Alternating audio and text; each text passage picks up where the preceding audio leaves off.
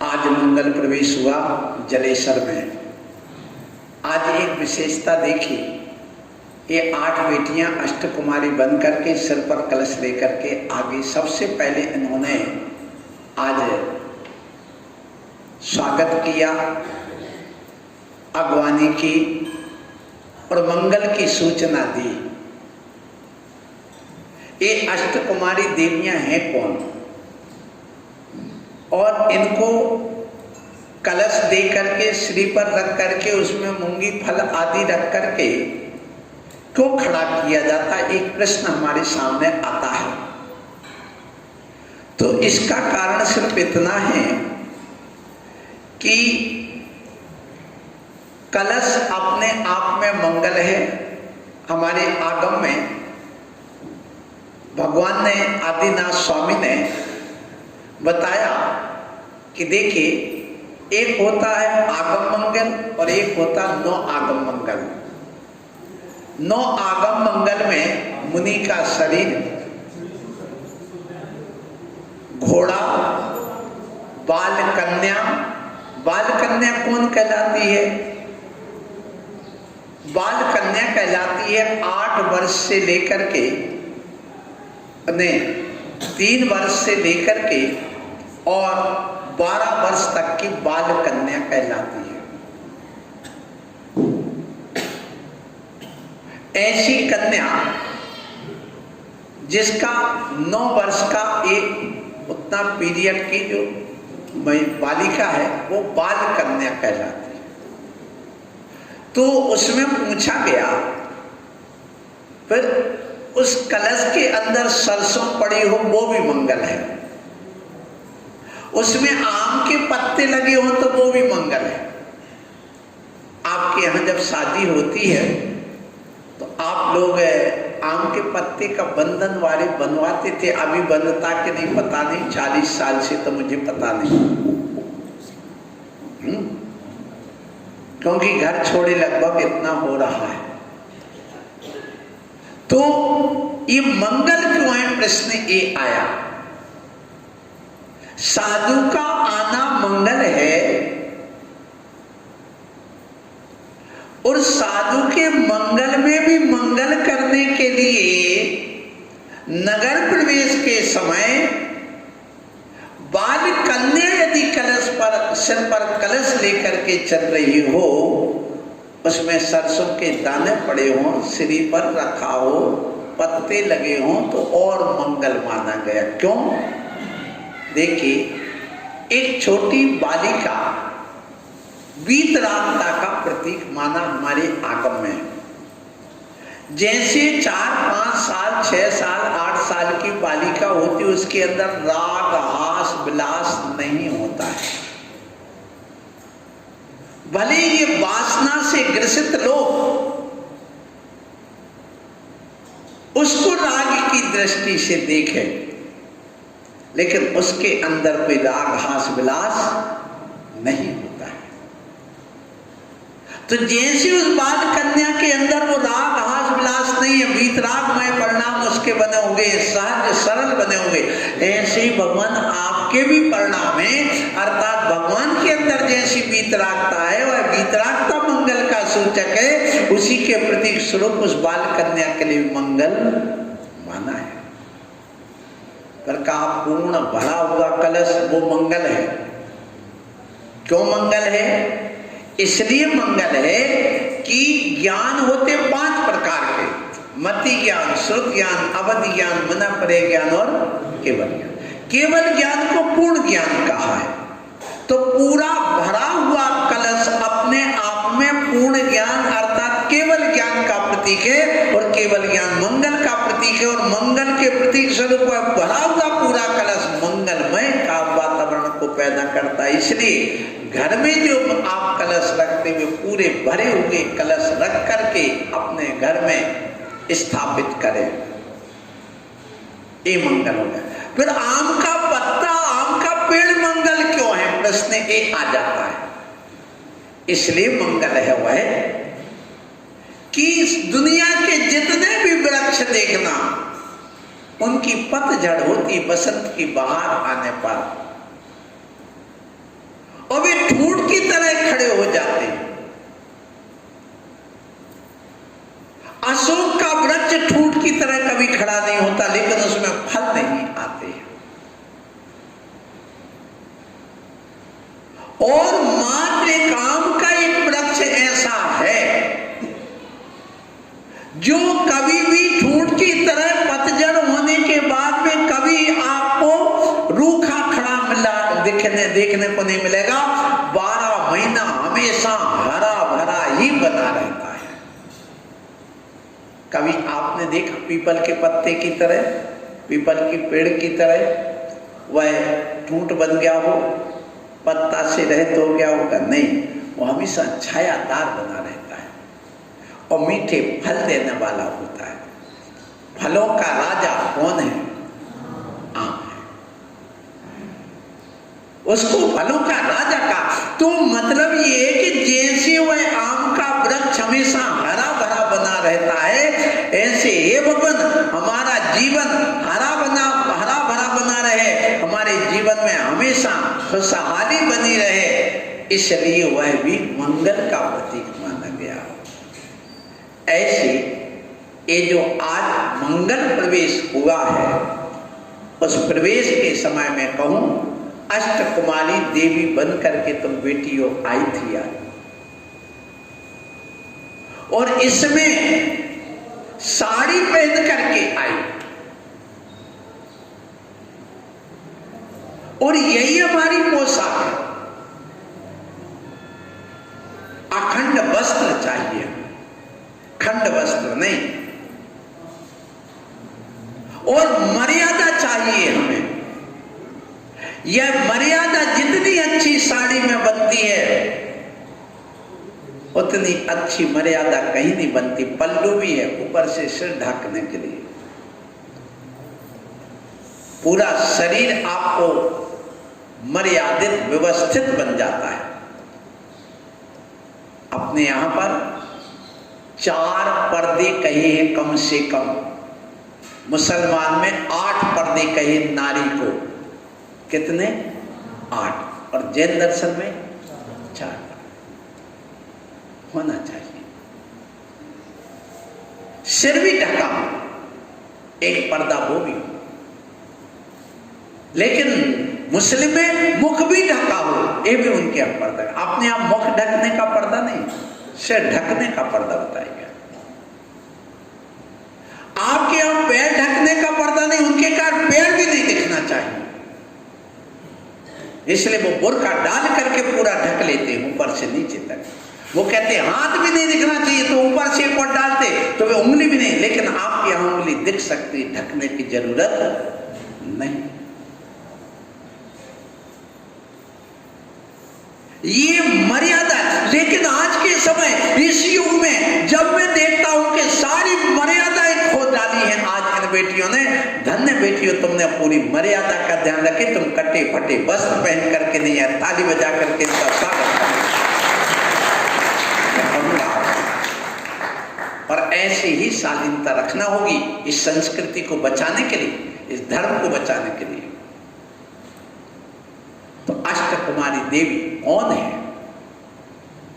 तो अष्टकुमारी देवी पहले श्री देवी, हिरी देवी, कीर्ति देवी, धृति देवी, बुद्धि देवी, कितनी हो गई? 6। ये कौन कहलाती है 6? श्री, हिरी, धृति, कीर्ति, बुद्धि, लक्ष्मी है। शांति और पुष्टि वो अलग उसकी हैं, इस पर कुछ रख दे।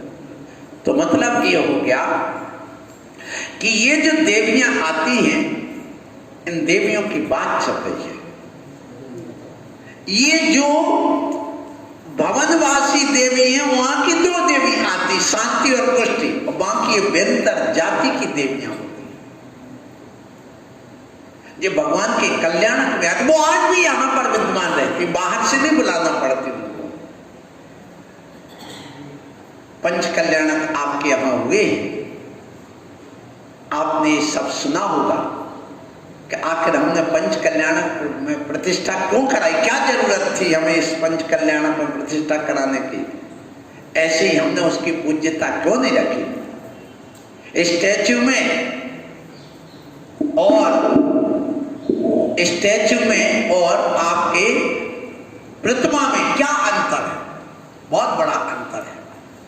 हमारे यहाँ स्टैचू पूज्य नहीं है, हमारे यहाँ प्रतिमा पूज्य है। स्टैचू का कोई नाप तोल नहीं होता है, कैसा भी बन सकता है, लेकिन हमारी प्रतिमा के एक एक अंग का नाप तोल हुआ करता है, उसको हम घटबढ़ नहीं करते। यदि करते हो तो उस वास्तु का प्रभाव विपरीत भी पड़ता है, ये भी ध्यान रखना। आज ये बात आई कि जो अष्टकुमारी देवियां हैं, इन देवियों में श्री देवी माँ की शोभा को ही बढ़ाती रहती, लक्ष्मी से लाद करके रखती, कोई अभाव नहीं होने देती, सोना चांदी रत्न आदि से उसका काम यही हुआ करता है। हिरी देवी हमेशा लज्जा ढांकती, माने कोई भी निर्लज्ज ना हो जाए, वो वहां पर ऐसे कोई भी आएगी सर खोले हुए, चल भागो यहां से, प्रवेश नहीं कर सकती, लज्जा में आइए। माँ का यदि सर खुल जाएगा तो उसको ढक देगी, गर्भ के समय सोई है तो उसको पूरा ढक करके रखेगी, व्यवस्थित करेगी, उसका यही काम है। जबकि ये पंच कल्याणक में कोई पंडित विद्वान या महाराज लोग नहीं बताते, जो मैं आपको बता रहा हूँ ये पंच कल्याणक नहीं, लेकिन पंच कल्याणक तो अभी अवागढ़ में है 23 तारीख से। हमारे भैया जी प्रतिष्ठाचार्य जी भी आए हैं, राकेश भैया अलीगढ़ वाले। तो मैं आप लोगों से ये कहना चाह रहा हूं कि आप देखिए ये हिरी देवी और फिर आती धीरती देवी। धीरती देवी क्या कह रहा, मान लो कोई माँ को कोई झंझलाहट आ रही है, कोई क्रोध जैसा आ रही स्थिति, तो वो बड़ी शांत, अरे माँ, हे माँ तुम तो माँ हो, जगत माँ हो, जगत जननी हो, हे माँ क्या कर रही हो तुम, उसको शांत कर देती है, धैर्य बताती है, अधीर नहीं होने देती। कौन? धीरती देवी। फिर इसके बाद में आता कीर्ति देवी, वो इतनी स्तुति करती, इतनी स्तुति करती, इतनी स्तुति करती कि उसकी कीर्ति चारों ओर फैलाती। ये वो माँ है, ये वो माँ है कि जो तीर्थंकर बालक को गर्भ में लाई है, ये वो माँ है। चारों तरफ जो आती है उनके पास उस माँ के गुणगान गाती रहती, माँ सुन सुन करके प्रसन्न होती है। बुद्धि देवी हमेशा धर्म की बात, तत्व की बात सुनाती रहती है, हमेशा बुद्धि देवी। ऐसी बुद्धि देवी ऐसी बुद्धि को निर्मल करती रहती है कि कोई संकलेश परिणाम ना हो पाए, कोई विकार ना आ पाए, कोई वासना ना आ पाए, क्योंकि यह जो तीर्थंकर गर्भ में आया है बालक बन करके, अभी जो आने वाले जगत का कल्याण करने वाला हो, उसके अंदर ऐसे संस्कार आ जाए, हे बेटियों तुम भी कभी माँ बनोगी, ये शिक्षा लेना है। तो उसके बाद में बुद्धि को निर्मल बनाती रहती है। लक्ष्मी देवी क्या करती है? विभूति बढ़ाती है, एक शोभा बढ़ाना, एक विभूति बढ़ाना। श्री देवी का काम शोभा बढ़ाने का है और लक्ष्मी देवी का विभूति बढ़ाने का है, वैभव। फिर इसके बाद में पुष्टि देवी जो शरीर को पुष्ट बनाने के योग्य पदार्थों को वहां व्यवस्थित करती रहती है। शरीर मालिश मालिश करके कहीं पर दर्द बीमारी ना आ जाए, कुछ ना हो जाए, ऐसा उसका काम। शरीर को पुष्ट करती है, रोग रहित करने का काम वो एक वैद्य जैसा काम करती रहती वहां पर। और शांति देवी चारों ओर का वातावरण बिल्कुल सुई ना खिंड जाए, उसकी आवाज ना आ जाए, ऐसी शांति का माहौल बनाने का काम करती है। ऐसी अष्टकुमारी देवियों आज मेरा यहाँ पर आगमन हुआ है। हमारे पंच परमिष्टि के रूप में पंच देवता, पंचायत क्या है? पंच परमिष्टि की पंचायत है। समाज में पंच होते हैं, पंच का क्या, जो एक दूसरे से पंच रहे, जुड़े रहे, तो वो भी पंच कहलाते हैं। कहते भैया इस कागज को पंच कर देना, वकील साहब ठीक है ना, है? एक दूसरे से जुड़े रहना, भागना नहीं, मिलकर के रहना, अलग अलग नहीं रहना, एकता बनाए रखना, विचारों की एकता, आचार की एकता, शादी विवाह की एकता, रोटी और बेटी के संबंध की एकता बनाए रखना, ये तुम्हारा कर्तव्य बनता है। तो पंचायत 5 की होती है। अध्यक्ष कौन? अध्यक्ष, मंत्री, उपाध्यक्ष, कोषाध्यक्ष और एक कौन होता है? उपमंत्री बना देते हैं। ऐसे कितने होते हैं? 5 हुआ करते हैं। मंत्री, महामंत्री और अध्यक्ष, उपाध्यक्ष और कोषाध्यक्ष, ये चाहिए हमें। और उनमें एकता चाहिए। जिस समाज में पंचायत ना हो वो समाज बेकार है। जिस संघ में आचार्य नहीं हो वो आचार्य का संघ बेकार है। और जिस आचार्य के पास शिष्य ना हो वो भी संघ बेकार है। दोनों बातें। राजा है तो प्रजा हो तो राजा। तभी तो मतलब है। माँ कब है? जब बेटा है। बेटा कब है? जब माँ है। माँ बड़ी है कि बेटा बड़ा है? बोलो। माँ बड़ी नहीं। माँ कब बनी है? जिस समय बेटे का जन्म हुआ उसी समय माँ बनी। उसके पहले तो वो पति पत्नी थे ना, वो माता पिता नहीं थे। माँ किसने बनाया तुम्हें? बेटे ने। यदि बेटा नहीं होता तो माँ बन जाती थी क्या? तो कितना बड़ा उपकार है उस बेटा और बेटी का कि तुम्हें मातृत्व गुण का उपमा दे दी। ऐसे आचार्य का भी, जब ये शिष्य इनकी कृपा से हम आचार्य बने, नहीं तो कैसे बनते?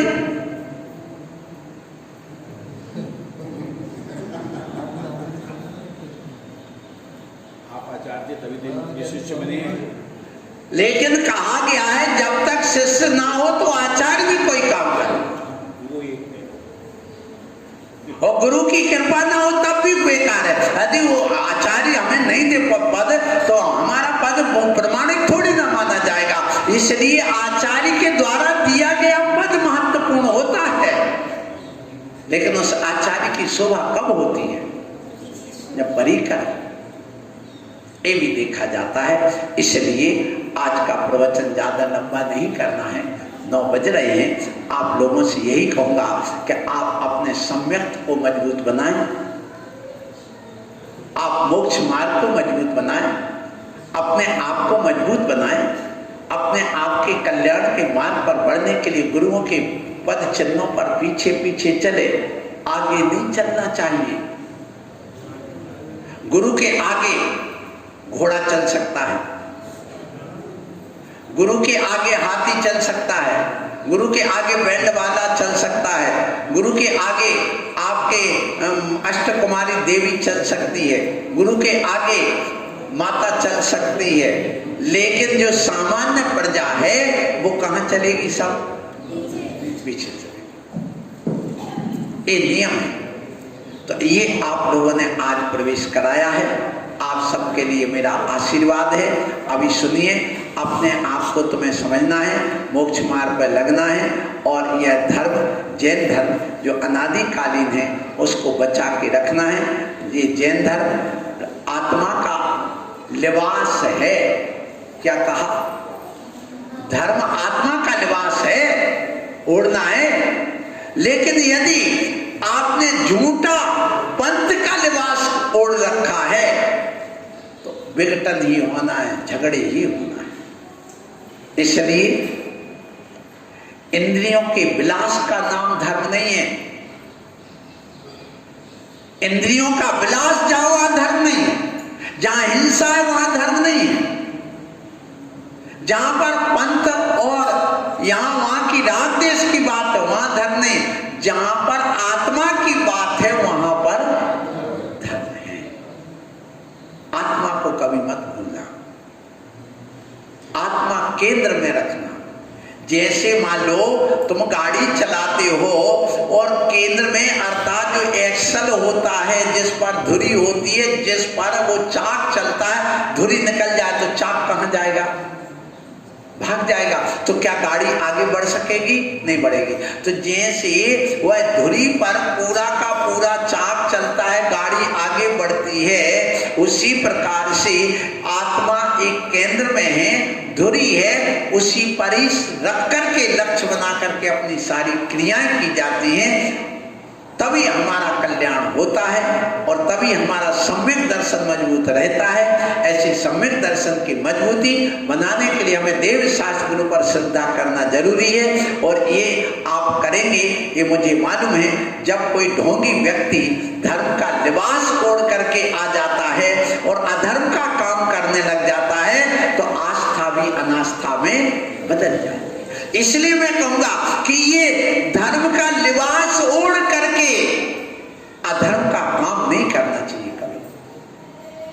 यदि करोगे तो नियम से धर्म का विनाश ही होना। सो आप लोग करिए। ये आत्मा का जो धर्म है, आत्मा का जो लिबास है अर्थात धर्म है, वह उसको आप अपनी अनुभूति में लाइए, अपने प्रयोग में लाइए, क्योंकि ये जैन धर्म पूरा वैज्ञानिक है। विज्ञान किसे कहते हैं? अनुभूति में ढले हुए ज्ञान को विज्ञान कहते हैं, प्रयोग में लाए हुए ज्ञान को विज्ञान कहते हैं। ज्ञान एक थ्योरी है और जब उस थ्योरी को अपने जीवन में, प्रयोग में, अपने आचरण में लाया जाता है तो वही विज्ञान कहलाने लगता है। तो प्रायोगिक ज्ञान का नाम क्या है? विज्ञान है। प्रायोगिक ज्ञान कब होता है? जब हम अनुभूति में ढल जाते हैं। ऐसे ज्ञान की आवश्यकता है।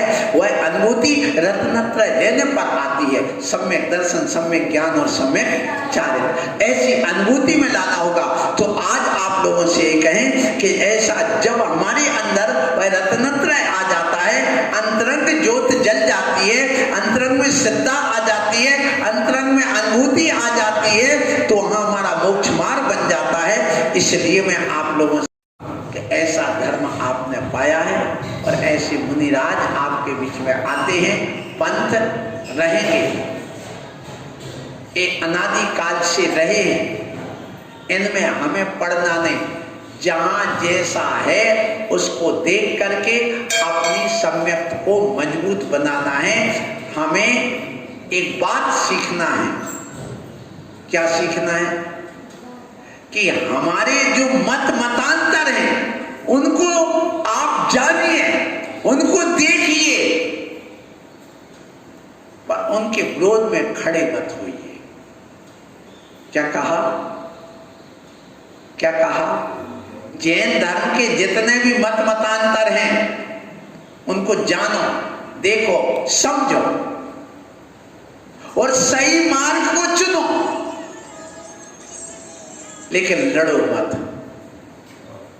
लड़ाई करोगे तो आपका धर्म मिट जाएगा। इसलिए एक ही बात रखना। आचार्य विद्यासागर जी महाराज, आचार्य अभिनंदन सागर जी महाराज ने यही कहा कि जहां जो जैसी परंपराएं हैं उसमें आप हस्तक्षेप मत करो, अपने देख करके आगे बढ़ो, अपनी श्रद्धा में कमी नहीं रखना, अपने आप के मोक्ष मार्ग को बना करके रखना। यही उन्होंने सिखाया है और वही मैं भी कहूंगा आपसे कि आप घर से निकले सच्ची सम्यक दृष्टि बनो। सच्चा सम्यक दृष्टि कौन है? आज की भाषा में एक उदाहरण से कह के वाणी को विराम दूंगा। सच्चा सम्यक दृष्टि देखो, घंटी बजती है, बजती ना, तुम्हारे घर में एक घंटी बजती है, काय की? फोन की। अच्छा, तुम्हारे घर में जब कोई मेहमान आता, बाहर एक बटन लगा रहता, उसको दबाते तो घंटी बजती, वो कौन सी? बैल घर की, ठीक है ना? है? फिर इसके अलावा जब रेलवे स्टेशन पर ट्रेन आती है तब घंटी बजती है। फिर जब कोई मर जाता है और वो आता है कौन? गाड़ी, एम्बुलेंस, तब घंटी बजती है। जब कोई साहब बैठे हो अपने ऑफिस में, वहां पर किसी नौकर को बुलाना हो तो घंटी बजती है। प्रिंसिपल स्कूल में बैठा है और वहां पर किसी को बुलाना है तो घंटी बजती है। फिर इसके अलावा जब पूजा होती है, अभिषेक होता, तब भी घंटी बजती है। सारी घंटियों की बात तो करते, लेकिन इस घंटी की बात क्यों नहीं करते? स्कूल जब चालू हुआ, बस घंटी बजी, बच्चों ने बैग टांगा, अंदर घुस गए, लेट हो गया तो 2 थप्पड़ पड़ जाते। यदि स्टेशन पर घंटी बजी और तुम टाइम पर नहीं पहुंचे, तुम्हारी गाड़ी छूट जाएगी, इसलिए तुम पहले से जाकर के बैठ जाते हो वहां पर। अदालत में जिसकी पेशी है उसकी भी घंटी बजती, उसको बुलाया जाता है, यदि नहीं आए तो उसको अगली पेशी पर या जेल भेज दिया जाता है। फिर कहा गया तुम भोजन कर रहे हो और भोजन करते समय सतीश भैया कहाँ गया? नहीं आए? क्या नाम है? नरेंद्र कुमार जी। तुम भोजन कर रहे हो और फोन रखा हुआ है सामने वहां, अब वो 2 बार घंटी आई, तुम क्या करोगे?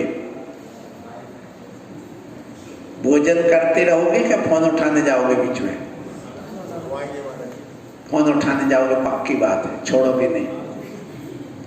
बस मुंह में कौर था, जल्दी गुटका वहीं छोड़ा और गिलास हाथ में लिया और हलो हलो हलो खाते जा रहे और बोलते जा रहे, सारे काम थाली छोड़ करके जाते। अब बताओ माताओ, तुम बैठी हो और तुम मान लो तुम्हारे घर में घंटी बज गई है और तुम्हारे पति देव बाहर गए, उन्होंने कहा था कि 10 बजे मैं फोन करूंगा, और तुम्हारे मान लो रिश्तेदार है कोई और है, उन्होंने अब तो एक लोई हाथ में यूं ही गोल गोल बना रही हो है, और एक रोटी बेलना से बेल करके पार्टी पर रखी है चौकी पर, और एक तवे पर पड़ी और एक अंदर चूल्हे में राख के वहां पड़ी है अंगारे पर। आप क्या करोगे?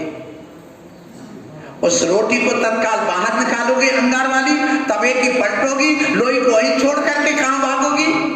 फोन उठाने। पता नहीं किसका फोन है, क्या समाचार है, क्या उन्होंने कहा है। तो जैसे सुन लो, दुनिया के जितने लोग हैं वे सारे फोन की घंटी बजते ही सारे काम छोड़ करके भागते।